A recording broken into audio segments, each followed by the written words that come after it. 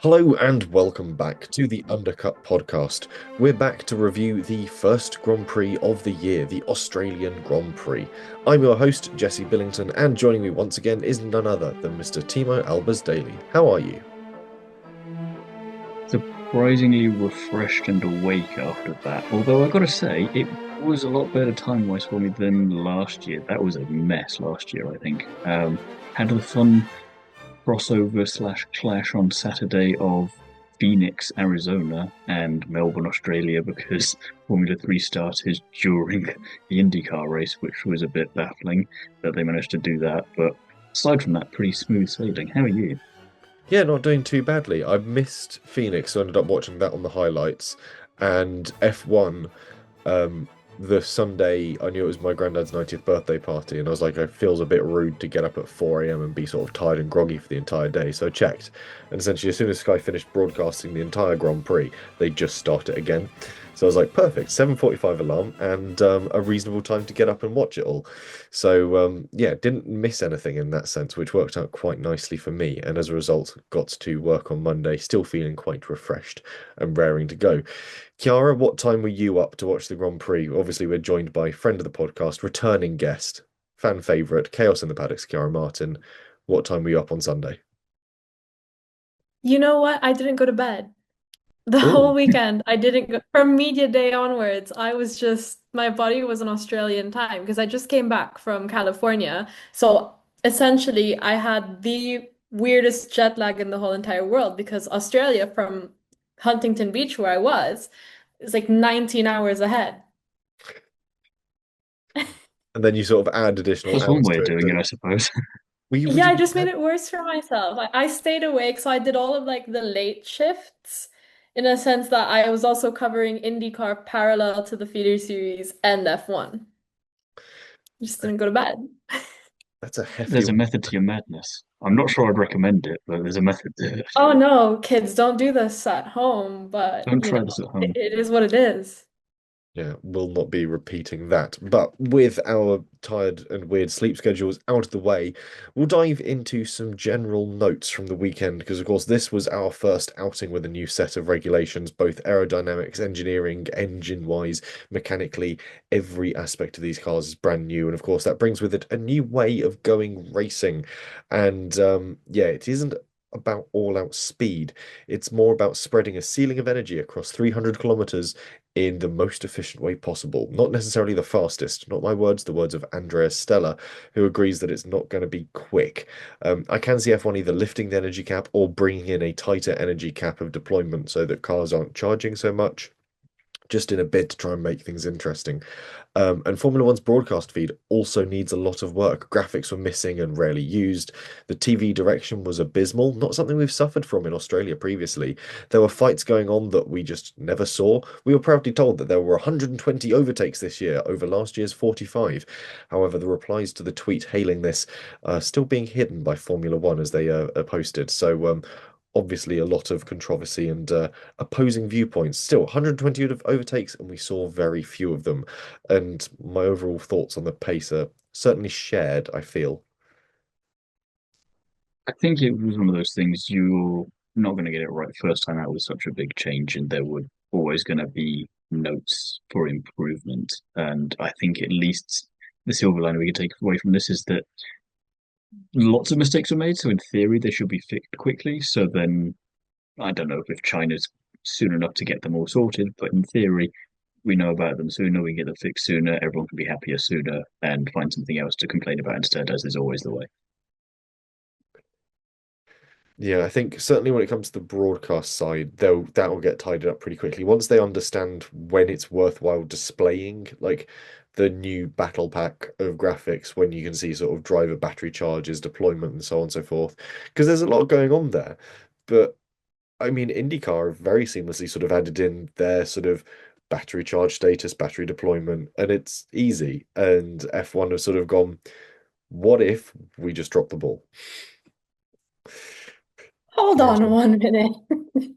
The timing towers during the IndyCar sessions were also missing, if I may. Um, But I have to admit, with the F1 side, I wasn't paying attention because during the race, I was actually writing the report. So I did the smart thing by just pulling the live timing up instead of really focusing on the broadcast because I wasn't sure how it was going to be.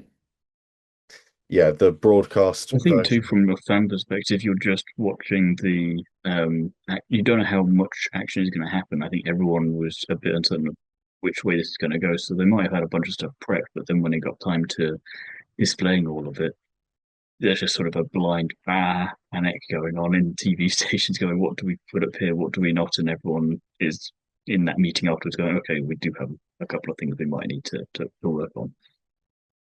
Mm. And obviously, when it comes to the actual style of racing, we've got our team racing driver on hand, Martin Villari, from Down Under, to give us some additional notes. So we've got a great message from him. Hey Thiemo and everyone at the Undercut podcast. It's Martin here from Lower Lap Time. I enjoyed the race. I thought, I didn't have too many expectations going into it. And so, yeah, I thought the ding dong between Charles and George in the first kind of 10 laps was, I was on the edge of my seat. I just didn't know what was going to happen. The Ferrari race pace was a lot better than I thought after the, demolition that Mercedes showed in qualifying. And so I think it was all to play for. I really think it was lost for Ferrari on the tactical side, on the strategy side. Not necessarily the first VSC that happened on lap 11. I felt like that was too early to pit. And I just felt like that was a suboptimal time.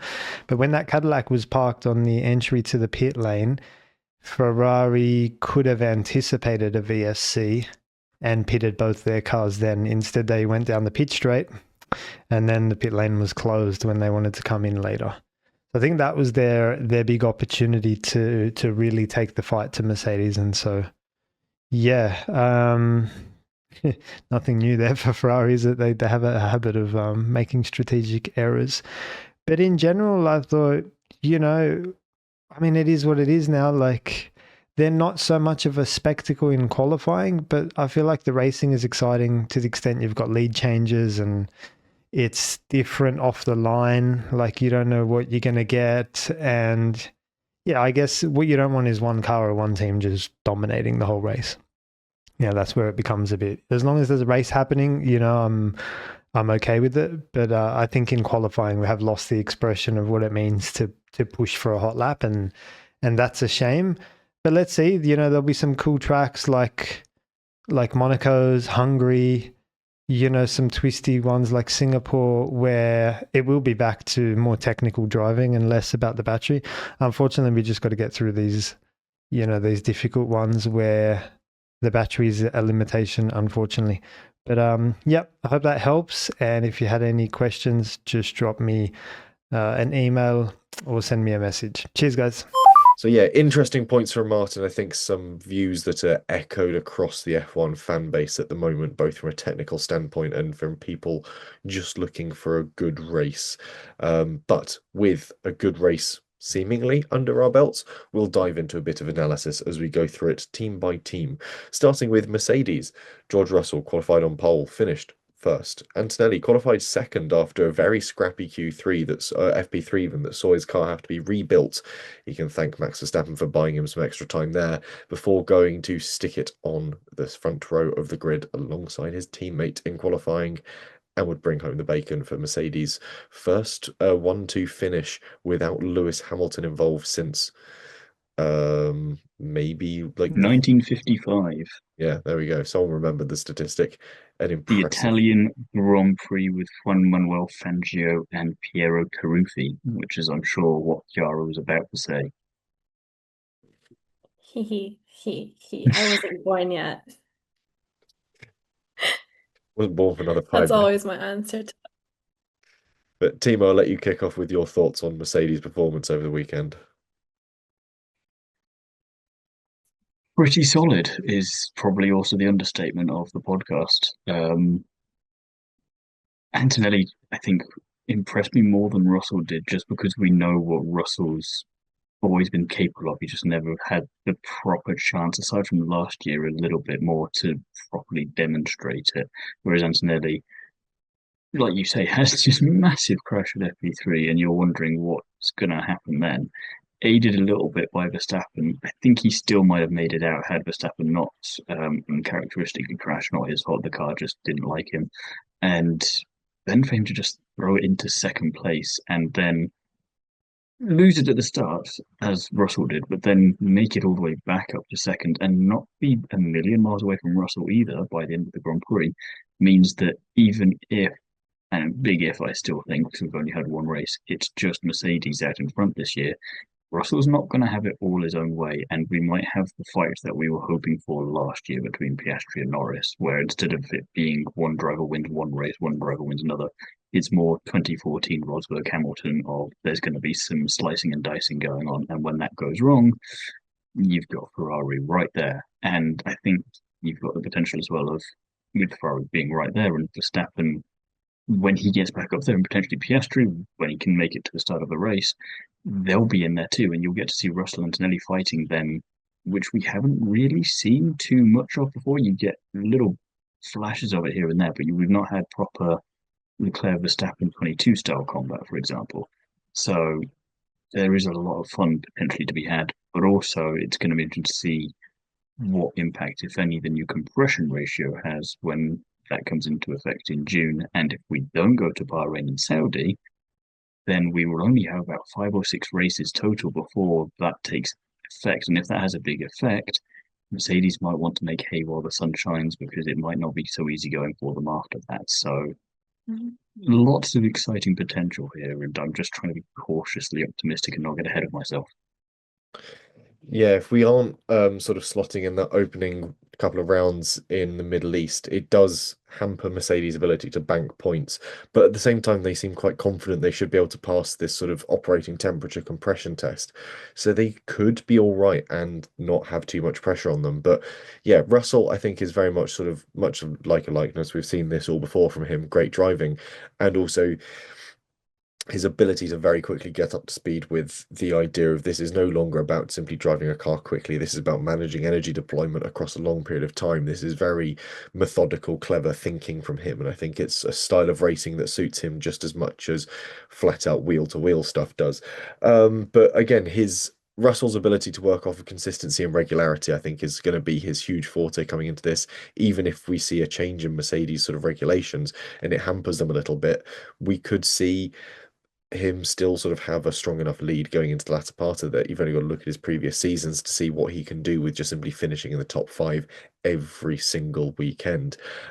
Kimi, we already said, a little over exuberant in FP3, and his qualifying was absolutely nail biting, taking it to the limit on every pass. But his confidence is there in the car. Clearly, he understands the chassis. He knows it's going to behave under him, and he can lean on it. And we're going to see an evolution of the Kimi Antonelli we saw last season, which is really exciting. And yeah, I have a hunch that we could see sort of a 2020 style Mercedes run here. And I think every week it's going to be a bit like we sort of used to say about Alpine, on the fact of there's nothing to say about either sort of a 100% performance or a 0% performance. It's very hard to say something remarkable about a I don't think we ever said Alpine had 100% performance, if that's anything, so it's going to be no. quite the polar opposite, but I get the sentiment. But with a 0% performance, when there's nothing, you've given absolutely nothing, there's nothing to rank it by. It's the same idea of you either given us no room for us to critique it, or you've given us no room to even say anything about it. So it's yeah, I think we're in for a very interesting season from Mercedes. And bear in mind, they're already on essentially version 2.0 of that engine.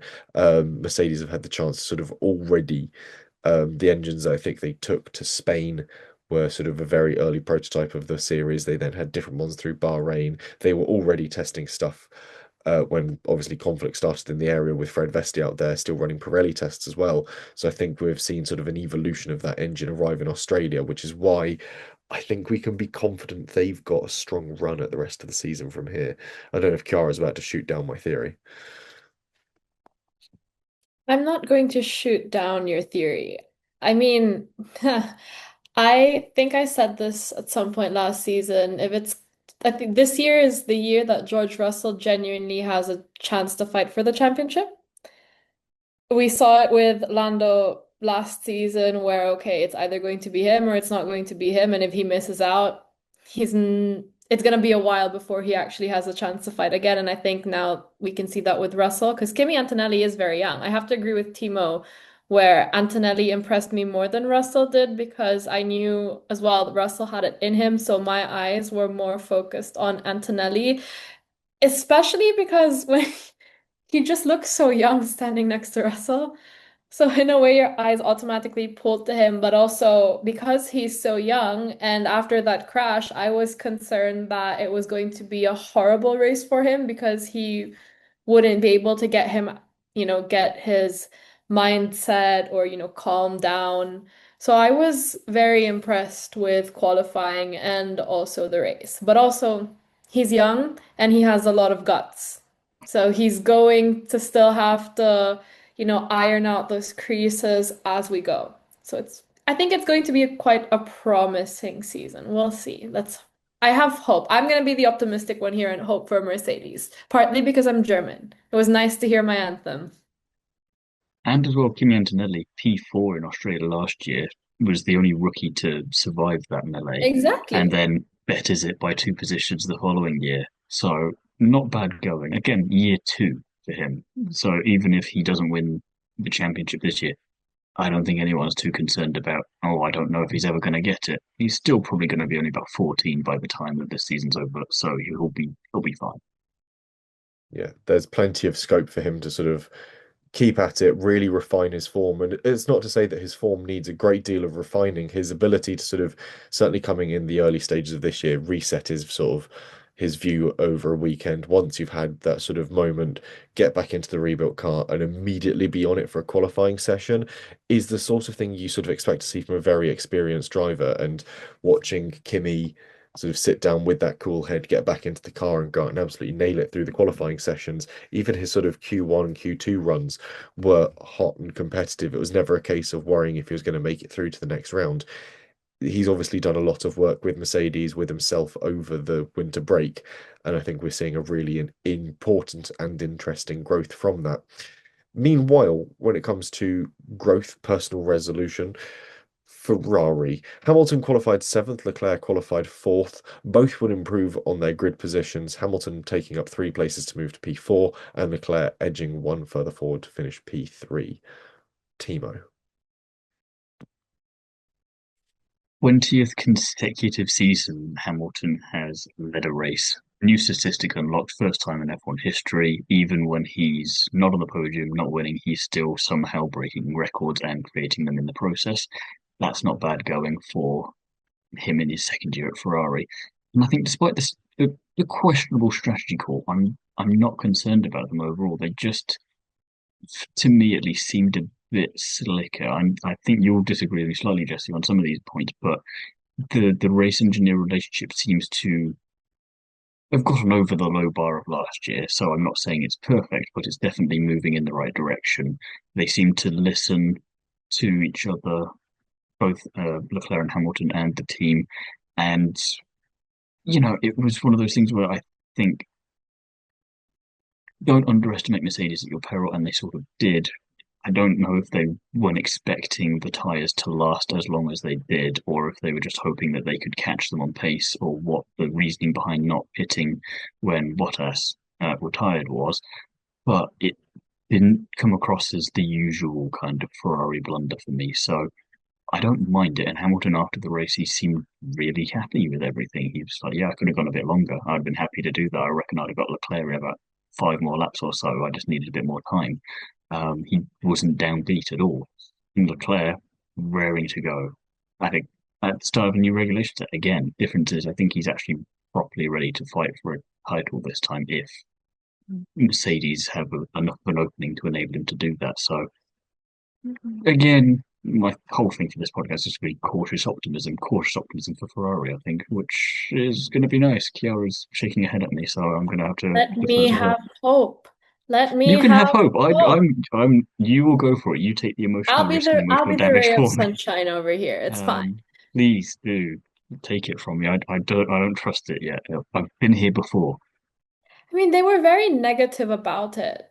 And here we are. I have to say, in this sense, I was impressed with Hamilton because I was kind of concerned about his previous season, his first season with Ferrari. Of course, it's going to take some getting used to because, like we say thousands of times, Ferrari is has its own culture, it has its own, vibe, the way that people work with each other. You kind of have to be brought in from a very young age or and be immersed in that. And coming from a, German slash English background, I'll put it that way.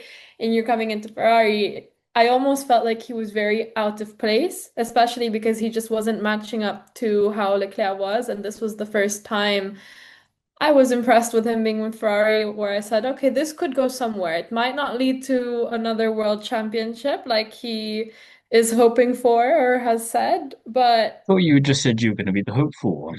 listen, I still have to think about my status as a journalist here and kind of critically Pish posh. analyze.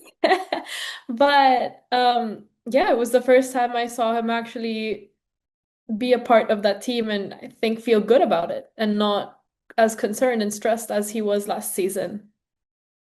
I will agree with Chiara there as well, actually. This is the first time we've seen Hamilton look properly settled at the outfit. I think it helps that the car is a lot more sort of on pace with the rest of the field. It's given him a chance to actually drive, even if the style of car isn't particularly what he's after. It's very sort of new age, new tech. It's not about the style of racing that he's always been used to, but he's confident and yeah, his form is there and he's got a race engineer, certainly this weekend, that was willing to communicate with him on his level as much as he was on theirs. And yeah, this was Kimi Raikkonen's old Ferrari engineer over the weekend, Carlo Santi. And I think he'll get a few weekends to bed in. Equally, they're waiting for the arrival of Oscar's old performance engineer, who will be coming off gardening leave, certainly by the summer break, Frenchman Cedric Michel Grosjean, who left Woking at the end of last season and is expected to be here by sort of Hungary Spa time, I think, roughly working. But yeah, I mean, I don't really have a note on Leclerc.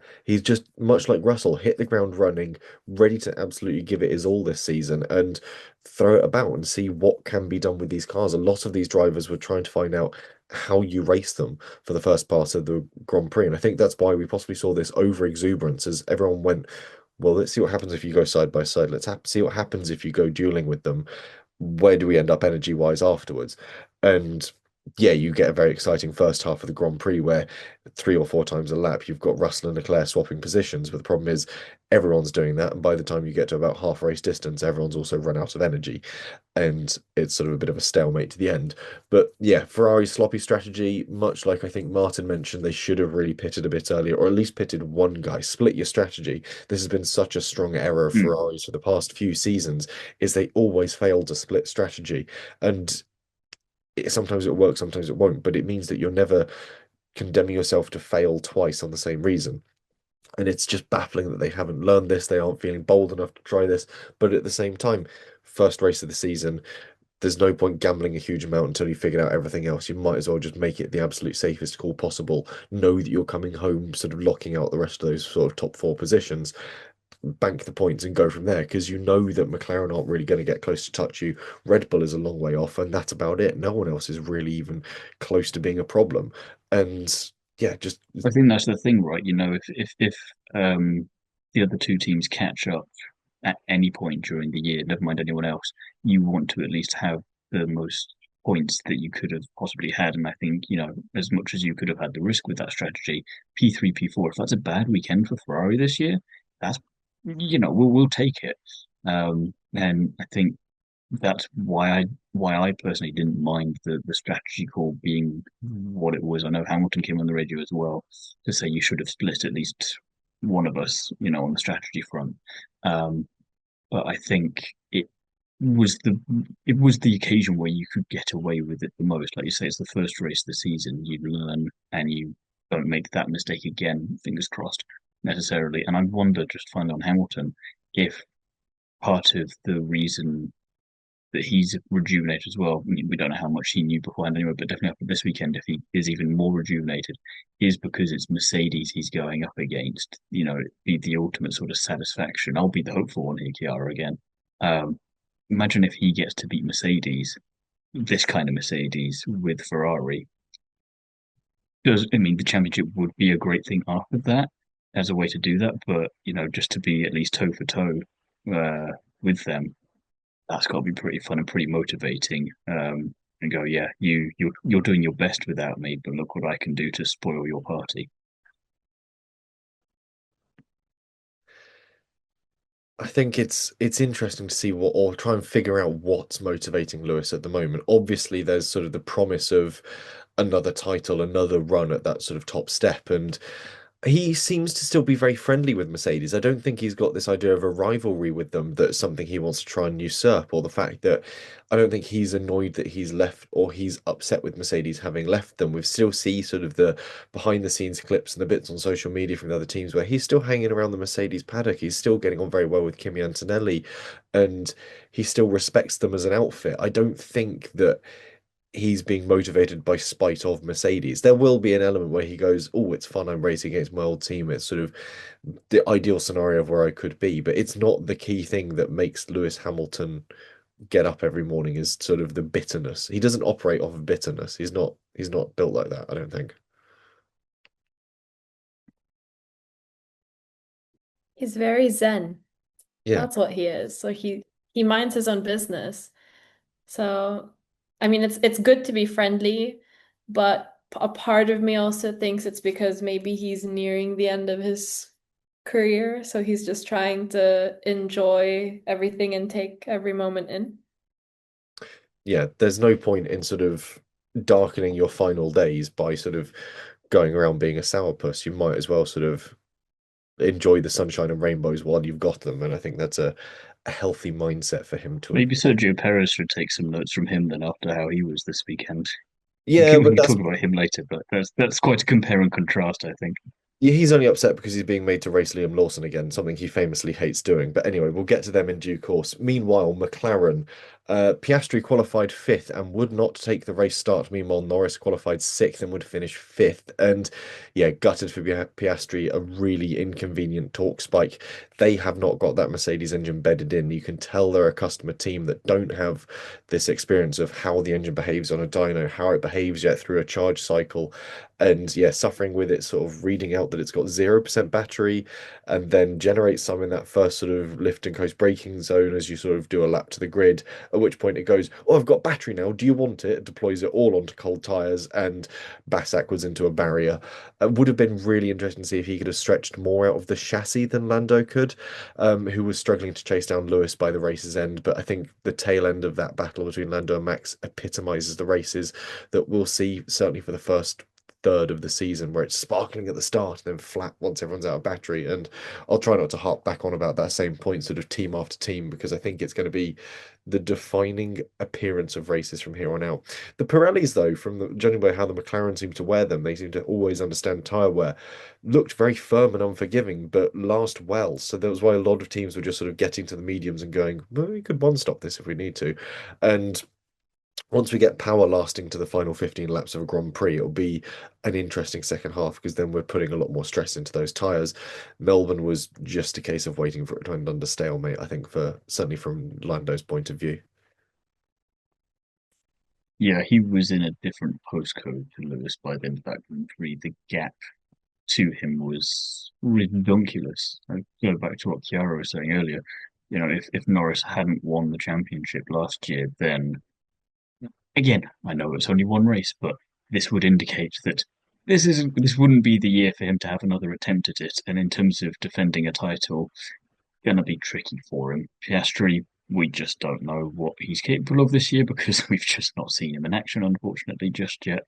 But I just keep going back to Zach Brown on Drive to Survive, going about how McLaren are at the top now. They're the ones to beat, and how we're in the era of Lando Norris. And I'm just looking at all this, going, you might have been drinking too much of your own Kool-Aid there, my friend. So calm down a little bit. This is going to be a bit of a bitter pill for him to swallow.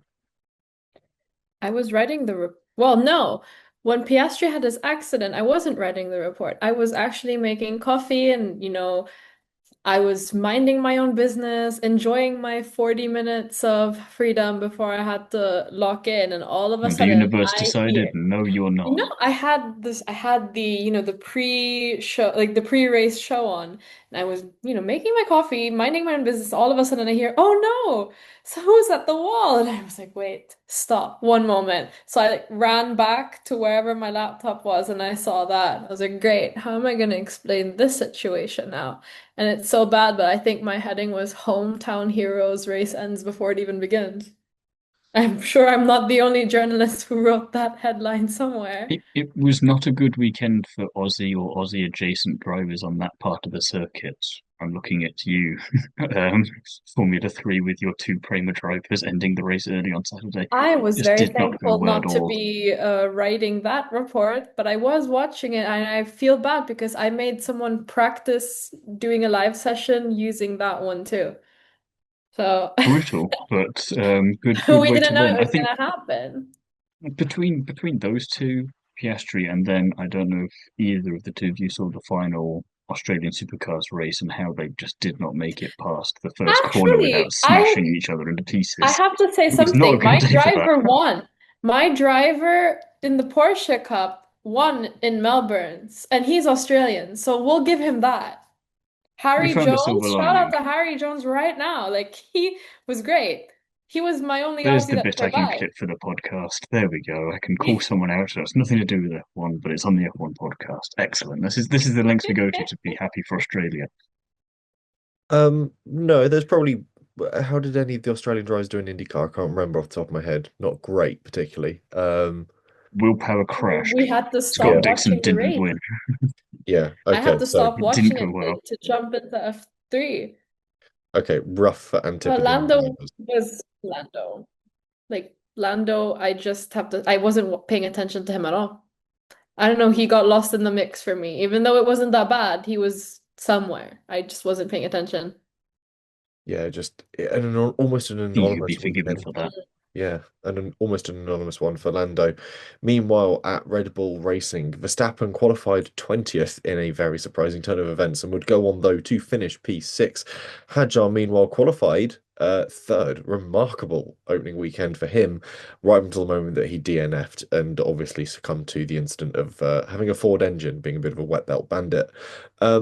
Yeah, gutted again, but this time for Hadjar. Aced it in quali, clearly up to speed with the car, making it work. Just that engine fault did not look promising, and if that's a sign of reliability issues to come, problems for Red Bull lay ahead, and I don't think Verstappen will be too happy about it.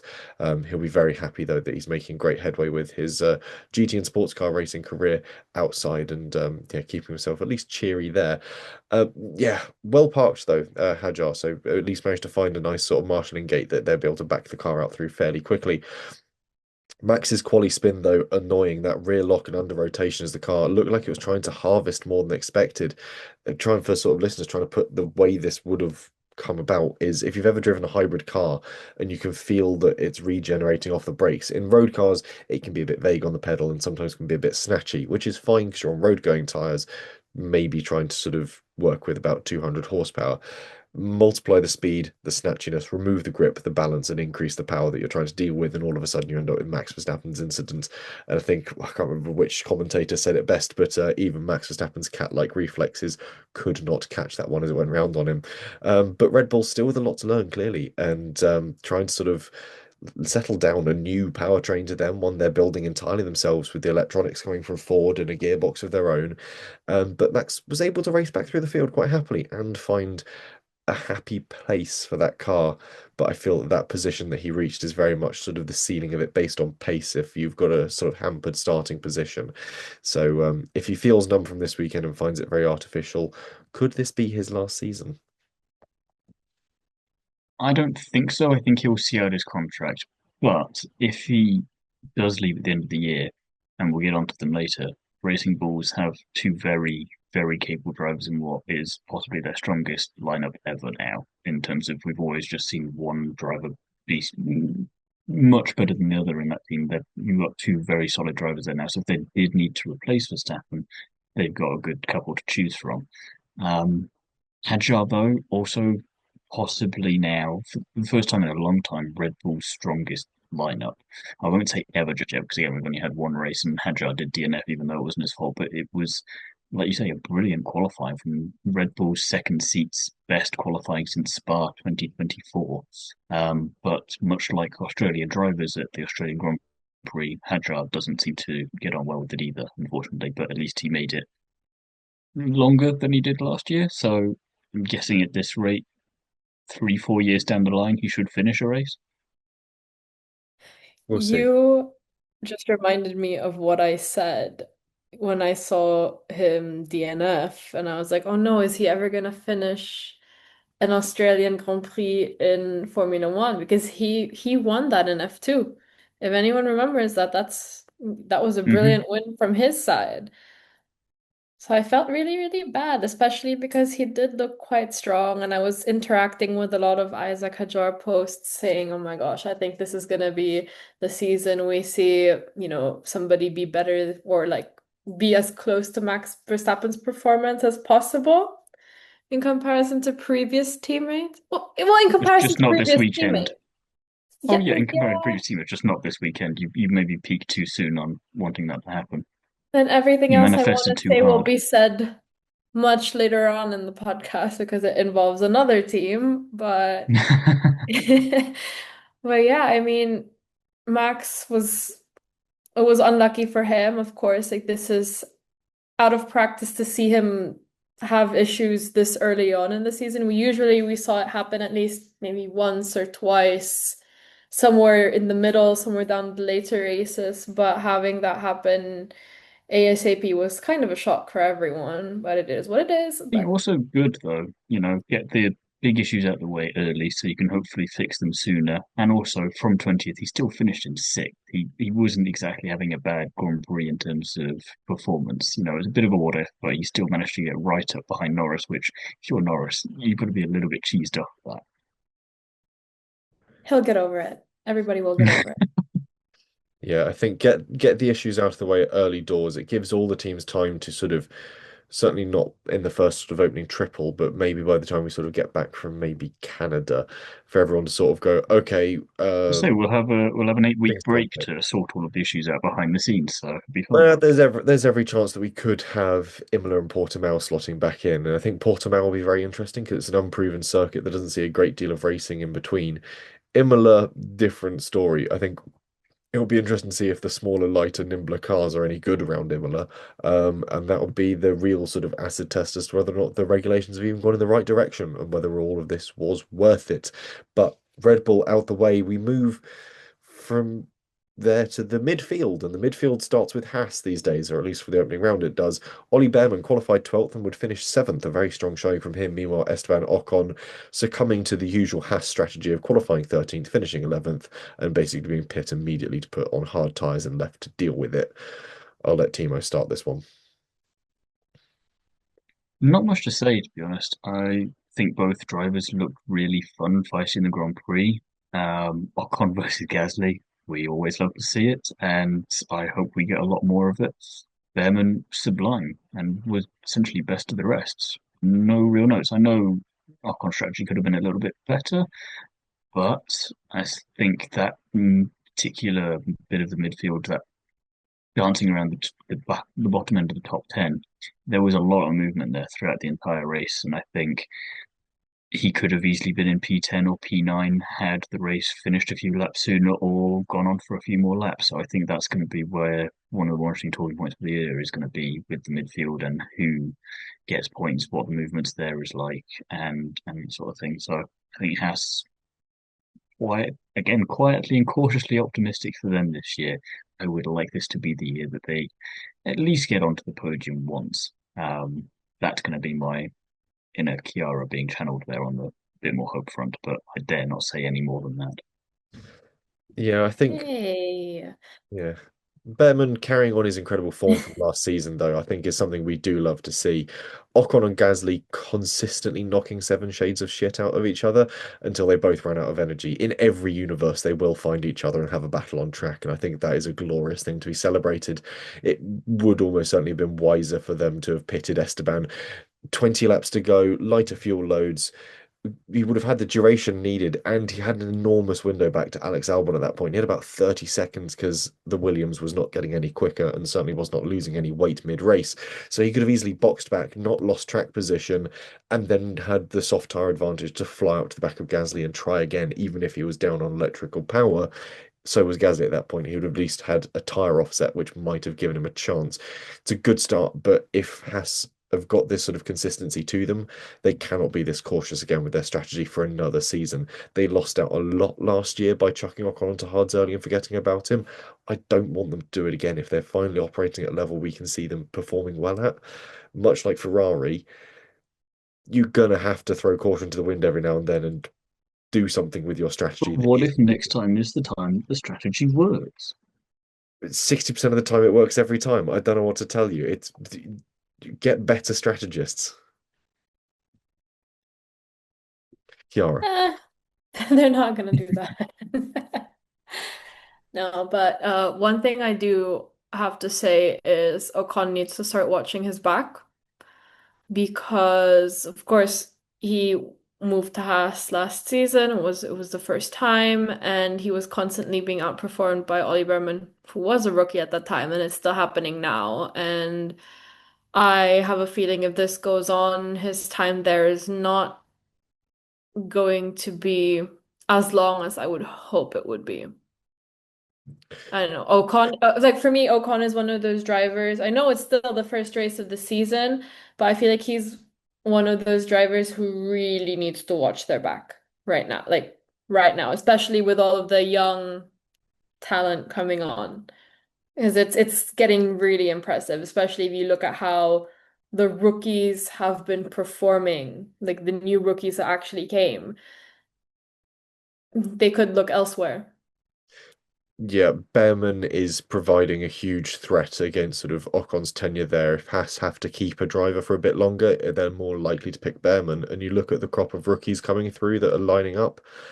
Ocon's really want to put in a strong showing this season to sort of make his mark. And even if Haas becomes sort of a top runner in that midfield, they will have a pick of drivers as opposed to drivers coming to them cap in hand, and it's going to be a different scenario with drivers applying to be a Haas driver more than them trying to find someone to drive for Haas, and that's going to be possibly where they come unstuck, I think. And yeah, Ocon would get lucky if Lewis Hamilton retires. I think that's what Ocon's entire career strategy for the next 4 to 5 years relies on, is Hamilton retires, Behrman moves to Ferrari, and that way his seat's no longer under threat quite so much. Either that or Perez gets fed up immediately with Cadillac, and there is a possible opening there, and Ocon has just enough experience to fill in the gap there before Colton Herta comes up. I was just gonna say, Colton Herta. Let's not forget him. His whole sole purpose of coming here to Why they is to founded the be. team, really, it was just for him. There was no, they didn't have an interest in it before Colton Herta was there. It's all purely built around him. Oh, 100%. Especially after all of those rumors surrounding what were they called when this was happening? Was it Andretti. still AlphaTauri when back in the day when they were having Hmm. talks with And I was him? first looking Oh at yeah, them. no, it But would it's have been They were yeah. also a looking at shame them, that he looking at leaves, Sauber. and then they changed the super license Hmm. situation. That was, in a way, that's kind of funny. But hey, you might as well get used to Europe now, especially if Checo suddenly decides this isn't for him anymore. Yeah, I think it's going to be really interesting. I think Colton didn't do too badly actually his first F2 weekend, if we touch on that quickly. Um, a lot He was better. the only Cadillac driver to score points this weekend. Yeah, you can certainly say True. that. Yeah, one of the better performing drivers in the Andretti pack across the weekend. But yeah, it's he didn't do too badly in Formula 2 for his first race weekend. Needs to learn to get his elbows out in a Formula 2-ish sort of way, more so than the sort of very neat and clean IndyCar-ish way that we're used to seeing him Well, race. he did in the sprint race. He gave Solov and Montoya a bit of their own medicine, which was quite nice to see at points because I think they're drivers that are quite used to doing that to other people and getting away with it. And then Mm. suddenly someone comes along who isn't used to getting penalised for that sort of thing because IndyCar's fun in that way, and they suddenly go, "Oh, that's what that's like." Damn. Okay, I'm gonna have to figure out how to how to process that one. And meanwhile, he's just going off up the road and minding his own business. But Yeah. quite a solid weekend, I thought overall. Yeah, his teammate Ritomo Miata actually remembering he's supposed to be world class at driving as well this weekend and finally He sort of woke pulling up his as socks well. up and was like, oh wait, I'm good at this again.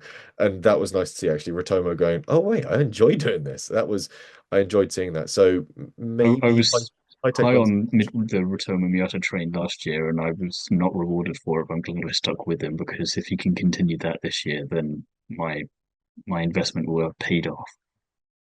I'm here for my autistic Japanese driver. I like him. But anyway, Haas out of the way. We'll move to Racing Bulls. Lawson qualified 8th, finished 13th after an absolutely dire start. And Lindblad, in his first Grand Prix weekend, qualified 9th and finished 8th. Really, really good from him. Car prep, though, clearly key on that formation lap because it sort of caught Liam napping a bit. I don't know whether it was tyres not in the right window, whether it was battery not in the right window, whether it was the turbocharger that hadn't spooled up and built pressure. Quite what was going on there. But yeah, not a great start for him. Lindblad, though, immediately up to speed, and I like him a lot. He presents really well. He's incredibly well spoken when it comes to the interviews afterwards, and just super engaged with the entire process. And I think his engagement with the entire gig of Formula One has paid dividends over the weekend. And I'll agree with Timo's final statement on this, that this could be their best setup for a long time, if not ever. Yeah, I think Lindblad definitely presented so well after the weekend, like you say, with the interviews, and he wasn't just fluffing pieces and saying, buzzwords and these sorts of things and just telling people what they want to hear. You could tell he was taking time to think about his answer and find the best way to go about it. And for someone in his first Grand Prix weekend, get points in new regulation set and all the rest of it, very impressive. You can't really complain about him. And he was holding his own against Verstappen and others at points. It wasn't the sort of thing of, oh, there's a racing ball that's going to get out the way in a second. No, he's going to make you work for it a little bit. Um, Shame about Lawson. We know he's more than capable, and I did enjoy the fact that Checo's back for 2 seconds. He goes right, oh, let's go for it. And there was no need for it, but I like that about Lawson. A little bit like with Herta in F2, he's got that rough and ready style of racing that I'm just a big fan of, and I would like a bit more of that. And also, I appreciate the links that Lawson will go to try and catch other drivers out and really made Colapinto need a new race suit after that one, I think, because you're not going to be wanting to wear that one again after the mess he probably made of it, dodging him at the start. Oh, 100%. I actually didn't see that happen. I saw the aftermath of it only when people started posting about that. I don't know why I didn't see it on F1 TV. That would have been a moment to really hone in You did on. not wouldn't have been wanting to hold a drink of anything at that point because it would have been flying all over the place as you go, geez, that's how did you not hit That that? that And saved Lawson's life, and I think Lawson should go and buy him a beer and say thank you very much. And I was so proud of Arvid Lindblad. Obviously, the feeder series will always have a special place in my heart, so I was very nervous for him to be there. And in a way, I kind of wanted him to outperform Liam Lawson because sometimes, I don't know, I feel like the hype around Lawson for me has just dispersed in a way. I don't really but it's not pay benefited from attention the to fact that him. he's had such a stagnated career until last season. He's just been around for a lot longer than it seems at times, or he hasn't been, but because he's just had these sporadic races before he finally got the seat, and then you had the whole Red Bull drama, you kind of go, how long has this really been going on for? So I get what you He's mean, but it's also just not this really odd. living up to the hype that people had when they first announced him moving up or, being the reserve. I I thought, put that onto just too much expectation on young drivers. well, I know that, you're a high-performing athlete and sometimes it can happen, you can make mistakes, that is normal.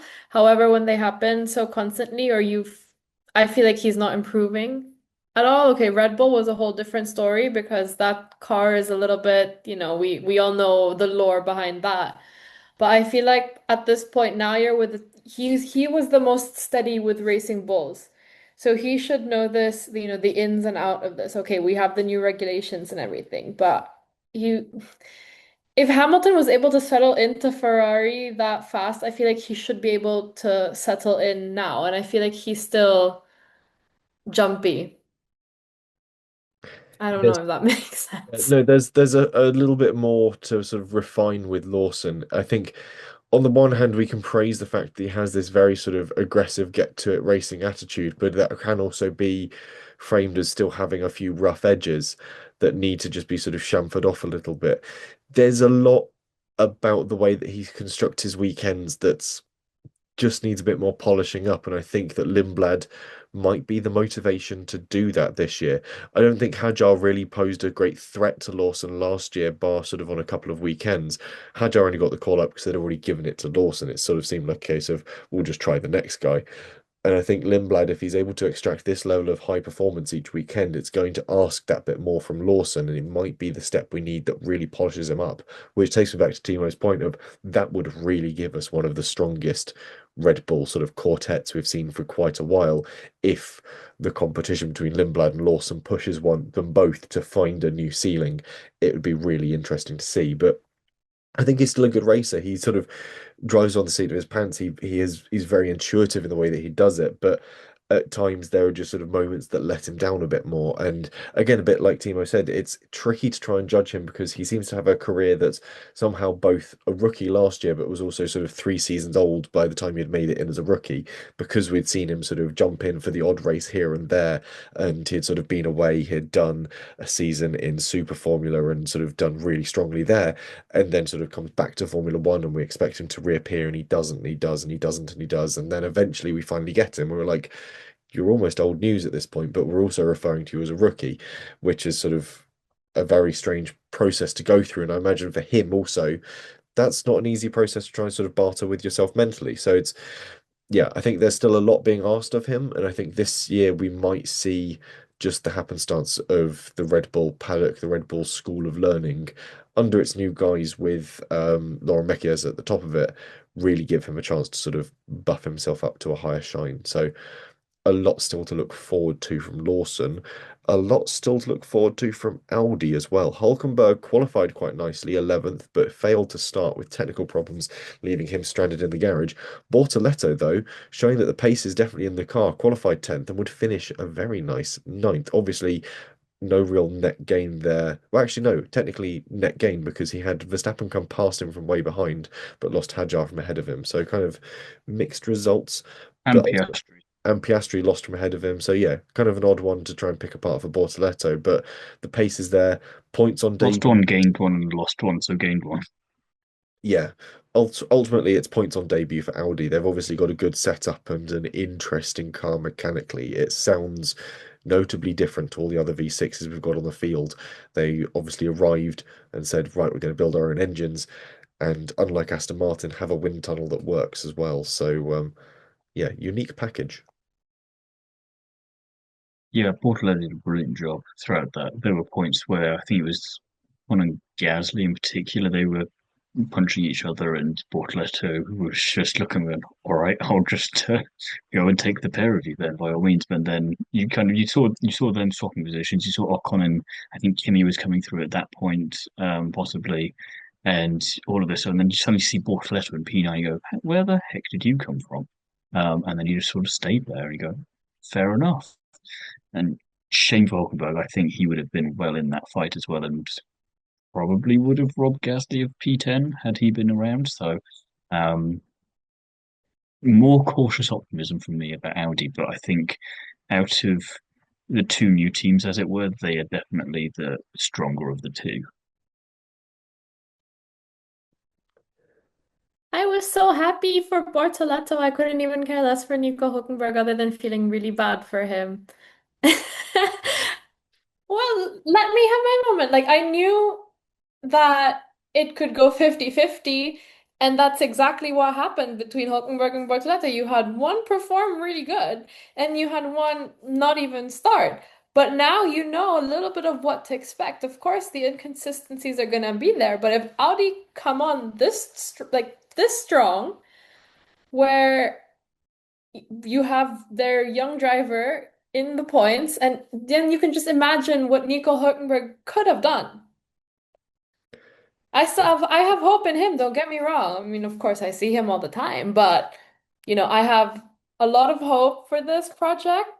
And I have to say, my expectations were kind of up and down. Audi performed the way I expected Cadillac to perform. I'm not gonna lie. I don't know Yeah. why it was that case. We'll I, get to that later. I But anticipated it being the I other was way pretty around. happy. Yeah, I'm with you on Yeah. thinking it was going to be the opposite way around between Audi and Cadillac. I thought just coming in with a customer engine, the amount of work that Cadillac had done building up to it, I figured they were going to be a stronger package. But Audi had obviously teased out the problems from their engine and by and large had the better overall package, which just I wasn't expecting, so it was a pleasant surprise.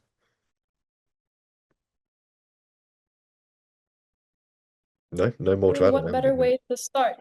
Yeah, Well, great way what to better start way to this. start for Audi than to get into the points, no? Like, okay, shame, it is a shame for Hulkenberg, but at the end of the day, they show a lot of promise, especially with a driver like Hulk, who is a great midfield driver, now has a podium behind him in a Sauber, no less. So, Yeah, there's here What I I'm feel like hearing you there's say gonna there be is that that's Nico Hulkenberg race win in 2026 because he's got the Audi now instead of the Sauber. So if that's what he can do in a Sauber, he's got to get a race win. Is that the prediction I'm I'm hearing not from you there? Or saying that it's going to be a race win, but I'm saying maybe a podium could potentially be in the cards if they play this right. it seems reasonable. It does seem reasonable. I think there could be a sort of a Grand Prix where Audi are able to capitalize on strong midfield running and make something interesting out of it. Alpine, maybe not. Gasly qualified 14th and would finish 10th. Colapinto qualified 16th and finished 14th, despite that very tricky start. Lightning off the line and really good reactions. If you watch it back from certainly, I think it's Liam Lawson's onboard, and there's a great shot where you can see that Colapinto at that point is actually broadside to the circuit, trying to slide the car to get the back end to step round and miss Lawson. It was incredible. Gasly, decent. Could be a better season for them over last year, which isn't hard, but I don't fancy my chances. I wasn't expecting him to get his first point for the team for this year immediately. Um, Potentially has something to do with the fact that some of his competitors and Piastri were out of the way, as it were. But you've also got to be in the right place at the right time, as we do say many a time on the podcast. So, um, yeah, I think the teams that we have left to talk about are part of the reasoning for him getting that point rather than necessarily the outright pace of the Alpine. Um, Colapinto gets the accolade of being the first driver to get a penalty in 2026 during a Grand Prix, so unlocking different accolades. I think, yeah, just about what we were expecting from both of them. Gasly ragging as much as he can out of the car, and Colapinto, if it hadn't been for that save of not crashing into the back of Lawson, we probably wouldn't be talking about it. In Colapinto's defense, it wasn't his fault that he got the stop and go penalty. That was because his team touched his car after the signal was given. Because of course, what you do is you take the tire covers I off, you didn't say it load the was his car off fault. I the just jack. found it amusing that he was the first driver to get a stop go or to Yeah, just get any kind of penalty in the season. But I think regardless, even if he hadn't got that, we still probably wouldn't have been talking about him all that yeah. much anyway. Car goes off the jacks, push it backwards a little bit. So as you pull away, you burn out through your your grid box, giving you some rubber laid down. And his team just forgot to push him back. So, yeah, awkward. I do think it should have been renamed more appropriately, the stop and collar pin to go penalty. But anyway, um, yeah, kind of mid for Alpine for their opening season compared to what they're up against with some less established teams. Mm, it was okay. It was all right. Um, I thought there You were know, if gonna there's be nothing, is there's nothing to say, Chiara, you don't have to they make didn't stuff up. Just crash. There's something to say. They didn't crash. There you can you tell go. we're getting to the bottom of the pack? There's not going to be much to talk about. Well, at least they didn't crash. Oh, I really hope my career coach is not listening to this because he's Gasly's older brother. But I know, right? But even he doesn't have that much hope. And I'm allowed to say that because he said that in front of the whole, cohort of my university class. So if he doesn't have hope and he still makes his way to, go to the races and watch his brother ultimately not do very much, well, At least he gets to I'll travel. be polite and not clip this bit for social media and have it to You can refer do the whatever podcast. you want. Yeah, No, he's very open about it, so it's great. But you know, Gasly finishing in P10 is okay. It's not the best, but I do have to say they need to, well, not they. I'm pretty sure Gasly and Colapinto both know what's going on. Maybe Paul Aaron probably knows a lot as well. But I guess the rest of the team need to calm down a little bit and, you know, s not stand their ground, but essentially realize that they're not the best. They're coming into this mindset thinking they're already up here when they're not. So they really need to sit down and level out their expectations because you have Briatore who's expecting both drivers to be battling for the championship now. He's not the one in the car. yeah, I He's will not the say one. though, Jesse, that I think Chiara's just hit the nail on the head for me in terms of summing up that team and has just fully explained to me why Alex Dunn joined that driver academy. They think they're up here, but they don't realize that they're just about fighting for points, and they've got this massive. They've got kind of the right mindset, but not for the situation that they're in. They need to work on bringing those two to meet each other. You yeah, can't become a champion without putting in the work beforehand, and clearly there's a miscommunication in that sense. Now, why Alex Dunn joined?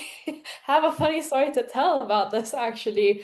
I was talking to my dad about it. My dad doesn't watch F1 anymore. He hears things left and right because of my mom trying to explain things to him about what I do. But I was telling him, oh, remember the driver I met in Macau, Alex Dunn? And he was like, oh, yeah. And I was like, he joined Alpine. He's now under Briatore. And then he tells me, he goes, why would any parent do that to their child? He reasonable literally looks at question. me, he's like, I may not be an expert, but if you were, if you were still doing elite sports and I had to sign something and Briatore's name would be there, no, I'd rather go broke paying by myself than have you sign your name to that devil. Yeah, I feel that's a sentiment certainly shared by at least one episode of Drive to Survive, if you've not seen the latest season. Um, yeah, Um, the analogy with perhaps Dunn signing because again he has ideas above his station. You've only got to look at his overtake on who was his team. Is his team at Then Stromstead? Sean. Then Sean, that's it. And realize that yes, he's possibly overreaching a little bit there too. Not a huge surprise in that sense. Um, yeah, Alpine have got a lot of other things to fix before they can even get close to front running, and even then, um, I don't think this is going to be a particularly exciting year for them. The same, sadly, could be said for Williams. Sainz qualified 21st, finished 15th. Albon qualified 15th, finished 12th. The car is several kilos overweight, and it really shows. We're talking about a second lap off the pace, and you can really tell in the bends. Sainz was struggling to catch up from that early on pit stop. The technical front wing as well. This is something really Williams accidentally revealed this weekend. The technical front wing takes a long time to change in pit stops because you've got the additional linkages to hook up, and something that combined with the clipping and drivers avoiding falling too close behind into a corner for the fear of the car ahead suddenly clipping and you go into the back of them, leading you to need a new nose, it takes a minute. So we're going to sort of see this potentially this risk almost outweighs the reward, and it's going to again further change the way that we go racing. I think is something that Williams accidentally revealed this weekend, let's say. Yeah, it was definitely a visual representation of the issues that they're having with that car. Um, that's about it. I think the fact that Sainz struggled to get past Colapinto is all you need to know. It felt odd writing that sentence. I had to go for a lie down afterwards. That's about all I can say on them. Chiara, please save me from this, and let's just move on to Cadillac afterwards. Um, I think Williams are still finding their footing, especially after last season.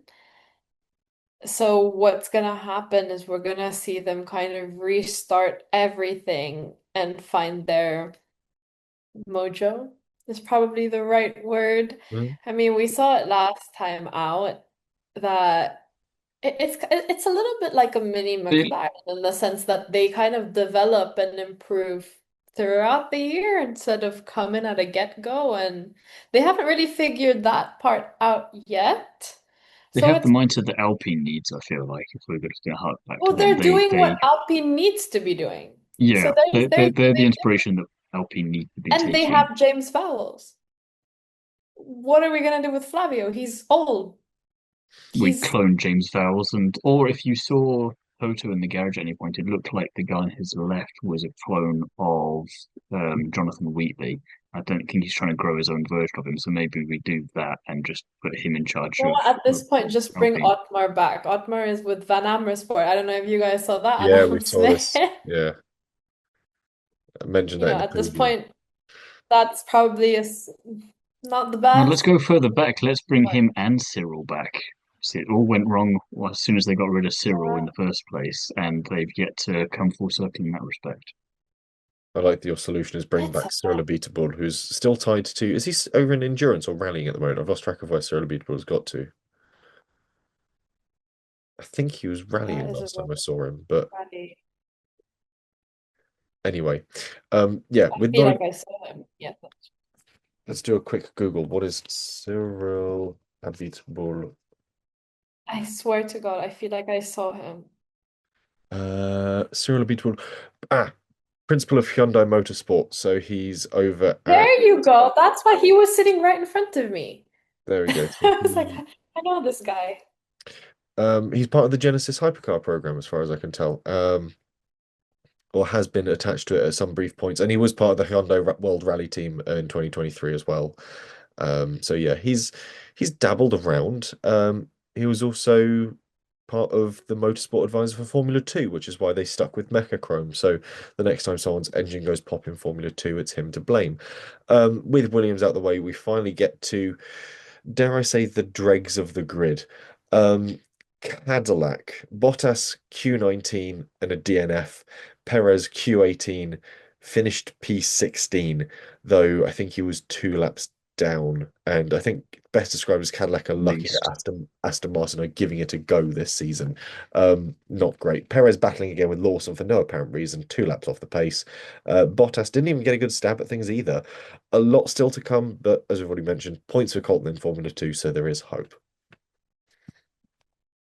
Yeah, Perez seemed very unhappy all day from all the sort of pre and post race visuals I saw, but I'm not really sure what he was expecting from Cadillac either straight out of the gates. Uh, he said in an interview afterwards, I don't understand the battery. I don't really like this. And I just, again, wonder where have you been? What did you think was going to happen here? Did no one give you the regulations to look at before you signed on the dotted line to come back to F1? What's going on there? It's going to be interesting to see what happens at the Mexican Grand Prix this year. By the time we get there, in theory, they should have developed a decent amount by then. But at the same time, I think the first mission for them is getting both cars to finish and both finish on the lead lap. Shame for Bottas, but he didn't seem too cut up about it. I think he doesn't mind too much about the duration this will take, or if he even gets back to the top. I think he just likes the challenge and the potential, and he's in this position where he's taken the red pill if Perez has taken the blue pill. He's just I got a seat on in a brand new team with a ton of resources. I'm back in Formula One. Let's take that for the win that it is because it's better than what I was doing last year, and we will see what happens because at least there's opportunities when you're in the race that you just simply don't have if you're not racing. So two very different approaches I got from them this weekend, but I like the livery. There we go. First of me saying that this year, and it's not helping for a change. So that's maybe going to be my line for Cadillac.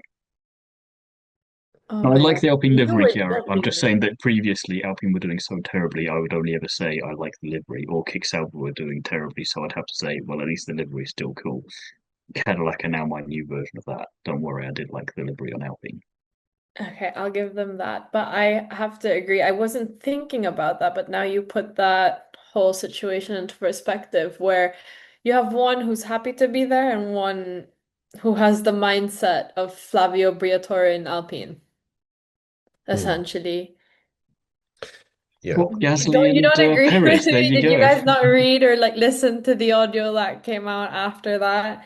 He, I don't know. I feel like maybe it's just because I'm not a fan of him, and I know I have to stay neutral. It is my job to stay neutral. But at the end of the day, I feel like he's not, like, after that whole Red Bull stint, I don't think he's prepared to be in Formula One anymore.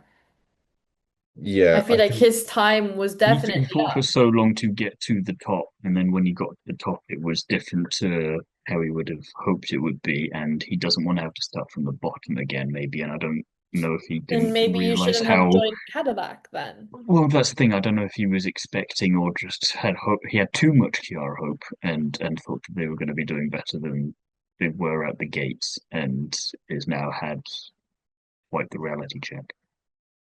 Still yeah. could be worse. I mean, yeah, it could be worse, but I think yeah, certainly the two differing mindsets between Bottas and Perez are very interesting, and I think possibly Bottas knows he might have a longer contract based off of this, so he's not in a rush to do it. He doesn't feel he's got to prove himself so much, and maybe Perez does. I don't know. It's very interesting, but yeah, like you said, it could be worse. Aston Martin, bottom of the list. Alonso qualified 17th and would DNF. Stroll qualified 22nd and would DNF. Both enjoyed taking an intermission halfway through the Grand Prix. One driver retiring on track, another rejoining and finishing 15 laps down, failing to classify. Pretty shocking indeed. Neither driver happy with the car at all. Nothing new really to add over the bashing I gave them in the preview, so I'll hand over to someone else. Failed to classify, did technically finish, but 15 laps down. So it's kind of, again, Pinto unlocked, his accolade of getting the first penalty of the season. Hamilton unlocked the much better accolade of leading a race for the 20th year running. And Stroll unlocked something that no one's conceived of at any point, which is finishing and not finishing and becoming Formula One's Schrodinger's cat somehow in Look, the process of, if I gave you a having finished month and not finished a Grand Prix. if I gave you a month to read a book, the month was up and you were still 15 chapters from the end, I wouldn't say you'd finished the book within the given time. That's all I'm saying. I think that analogy's flawed.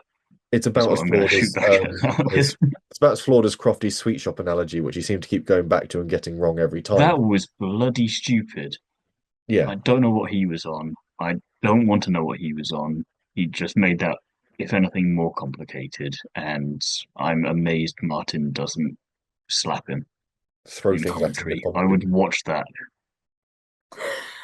I was just so confused because I was like, oh, okay, DNF. Well, we knew this was gonna happen. And then at some point, I was screaming very loudly and I was frustrated because they kept on coming back in, back out. And I was like, okay, now it's gonna be a DNF. Oh no, they're gonna put him back out on track. And I was like, It okay, now was how it do was I very Monty Python Black Knight mentality of I'll say when I'm beaten, thank you very much. I won't be told when it's over for me. I don't care how many limbs I lose in the process.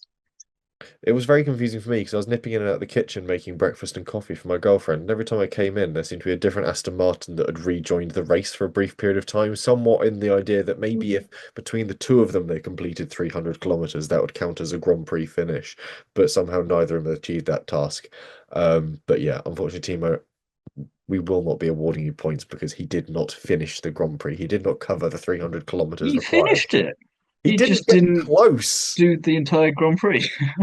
It reminded me of when Paris came back out to serve a Yeah, penalty. in Japan a few years ago when they released, yeah, but that didn't Yeah. mean Perez finished, but it just meant that he didn't have to serve the penalty the next race. But he, look, He finished. He just didn't qualify for finishing. 5 times 15 is what, 75? He was nearly a third of the race distance down. That's not That's an finishing. I interesting don't think thought. you're That's an subscribing to the Chiara hope that she's trying to emblazon on the both of us. You're just Somebody not has getting with to the be the program. angel here, guys. He made it to I'm trying to be with you on that one, but someone else is just not getting on that train. It's rules okay. I'm are meeting the rules. Pope on the 28th. So You mean You the know, get him Pope to bless Billington. He needs it. don't need blessing. that's my plan. I'll bring my own candle that The says Aston, F1 the Aston here. Martin needs blessing. That's what needs blessing here. Um, We'll bring an Aston Martin candle. yeah. There we go. But anyway, with the grid out of the way, we'll get to our winners and spinners. Thiemo, I'll start with your winner, please. Despite the strategy, I just think they look better overall than they have done in a while. So Ferrari, I am taking the delusion pill straight up. So that's who I've got for my winners. Fair enough. I'm going for Russell for just looking absolutely on form, though with an honourable mention for Colapinto's cat-like reflexes. Chiara? Arvid Lindblad for making it through his first race and getting into the points. Reasonable, very reasonable, very good shout. Spinners, Thiemo. Williams, I didn't want to be concerned about them immediately, and the fact that they were the only team outside of the two teams that we weren't expecting to score points to not score any points, and Alpine did, is not a good reflection on them. So work on it. Reasonable. For me, Haas should have pitted Ocon for softs in that final 15 laps. Nothing to lose. Dishonourable mention also for Colapinto's team for touching his car after the command was given, earning him that stop and Colapinto go penalty. So, yeah, kind of a mixed bag for him this weekend. Chiara, spinner? McLaren, quite literally McLaren, Oscar Piastri, Lando disappeared, but also you're entering the new season with a double world championship. They did the constructors and they got the drivers championship, and they just totally fell short. And this is where you have to say, as much as you can celebrate winning, you need to be humble. I think that's the word here for aimed at Zach Brown. Like, you need to be humble, man. Like, come on. Zach Because you were Brown. telling everybody now you're the best. So deliver. Did you Zach not Brown's watch the his worst Las humble. Vegas dinner party from Drive to Survive, where that clearly is already his mentality? Zach Brown and the I word did. humble do not belong together in a sentence. Um, We'll get to our predictions review. 1 point to me for predicting a George Russell pole position. 1 point to Caitlin Noble from last week for a George Russell win. 0 points for fastest lap and 0 points for wild prediction. Because we go by the FIA Robbed. paperwork. That's what I use to fill out all the Robbed. spreadsheets. The FIA have put him as a I petition a review. non-classified. Technically, everyone else finished the Grand Prix, I but want just to see sat the at the side of manager. the circuit with a broken car. That doesn't mean they actually saw the No, that's called Czechoslovakian DNFing, Jesse. 15%. Don't be so silly. He did. Don't be He so did. silly. He wasn't classified as a finisher of the race. I'd Meanwhile, like to talk to the manager. I'm sure that who's the manager of Formula One these days? What's his face? The Italian chappie. Not not Maurizio. Dominicali. Domenicali, that's it. I was going for Maurizio No, Arriva Bene, but I was no. like, that was Ferrari. Um, I'm sure Domenicali will sit down and have a discussion with you about it. Meanwhile, in the world of fantasy Formula One for Australia and obviously overall because it is the opening race of the season, Sabonius Racing, 259 points. Gunas Racing, I'm surprised they got away with that as a team name, 236 points. And Jaffa Cake Racing, 210. Strong opening season for the Jaffa Cake boys. Champagne Macarons 2, P5. The Hasta Stronger, probably more points in that one race for you than all of last season, I'd say. One, don't think Jaffa Cake did particularly well last season, to be fair. The Hasta Plan P8, the worst of all possible options P20. I think we could make them worse and probably ought to. We can do that off call. In conclusion, then, that is all we've got for this episode of the Undercut podcast. We'll be back soon to preview the Chinese Grand Prix and, of course, the first sprint race weekend of the season. Until then, if the people want more from you, Thiemo, where can you be found? This week on the Curbs IndyCar reviewing all the fun action from Phoenix. I've got an article out on its race week on 10 female drivers you should watch out for this year. And I've got an Australian Grand Prix roundup over on the Paddock Chronicle. Probably got some other things as well. There's quite a lot going on, but those are the three that I can think of off the top of my head. Have you seen that Aurelia Noble's recently signed for, was it GB3, essentially putting her in a higher racing series than previous winners of F1 Academy, further possibly cementing the fact that that series needs a bit of a looking at if that's its crowning glory. Chiara, in the meantime, if people want more from you, where can you be found? Actually, we're gonna be doing some fun stuff at Chaos in the Paddock this week. So if you want more of that, that's where you'll head. But other than that, reading my articles as usual on Pit Debrief. Lovely stuff. And if you want more from me, you can of course find me writing for Classic Car Weekly. The Classic Car Weekly podcast will be out again soon. And obviously you can find me on social media as at Jesse on Cars, the usual motoring based nonsense there across all the usual platforms. Otherwise, that's all we've got. We'll be back for the Chinese Grand Prix. Thank you very much for listening, and we'll see you again soon.